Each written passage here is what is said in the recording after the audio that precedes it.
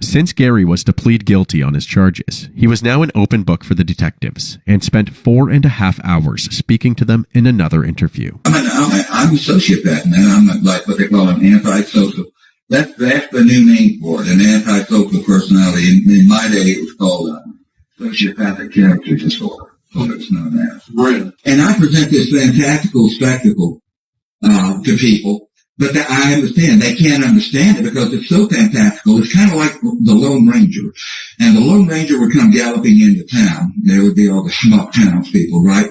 And here the Lone Ranger would be wearing this mask, a skin-tight outfit, a really elaborate two-gun rig mounted with silver with chrome pistols and just a theatrical outfit. He'd be mounted on this beautiful Palomino. He'd have this trippy Indian named Tonto with him. You know what I'm talking about?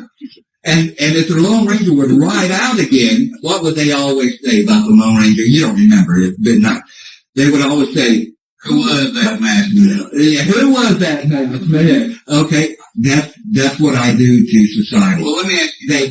They can't get their mind around it even. Yeah. Lawyers and everyone else ask me constantly, how come you're so seemingly intelligent? Are you well-read? Are you well-educated?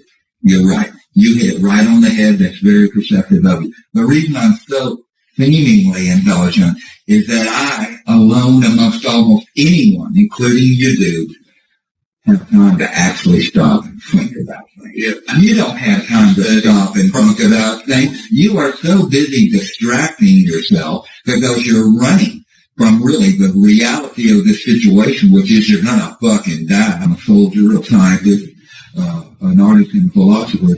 If you're aware of that, then I'm a very simple person. My art is my life. And my art is weird. Most of this interview consisted of Gary going on bizarre tangents about very unrelated subjects, including, but not limited to, parachute jumping. Most people, when they think of parachute jumping, they think of just, jumping out, because you see it's not a sound picture. It doesn't have a hawk going, Yosemite supervolcanoes causing the apocalypse. Look, any good anthropologist can tell you we're being okay. And so can any cosmologist, too. It's just on a larger time scale, that's all. The supervolcano under Yellowstone has erupted 3 times in the last 2 million years. It has an average cycle of 600,000 years. When it erupts, it basically wipes out downwind the eastern part of the U.S., the whole eastern seaboard of the U.S. under several feet of ash, and would just destroy the civilization in that area.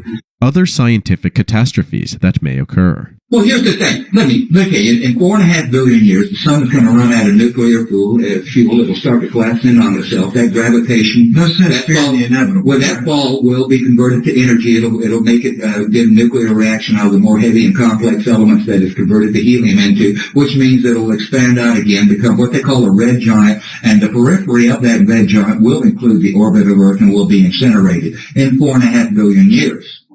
And as you come forward in time, for 4.5 billion years from now, it only gets worse.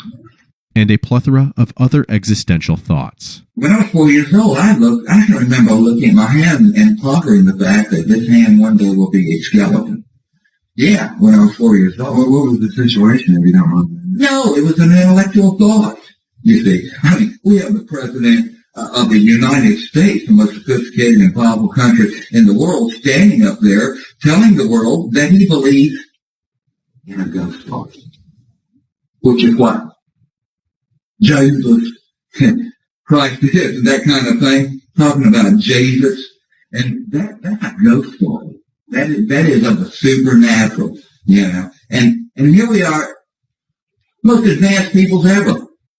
And we're talking about ghost stories, and they all do it. You see how stupid they are? They're total fucking idiots, but they're just being human beings. As entertaining as these tangents may be when removed from the current subject matter, they also provide an interesting level of insight into the mind of Gary Hilton. Not only does Gary exhibit the telltale signs of delusional schizophrenia, but he also presents a remarkably short attention span, known as ADD, combined with the inability to be empathetic towards his victim, known as psychopathy. Along with these tangents, Gary also shares more grim details about Meredith's murder. She almost whipped my ass. She damn sure did. I lost control of both of them, both the knife and the bat. Grabbed the bayonet and somehow I lost control of the bayonet and lost it, period. And it went down. I pulled the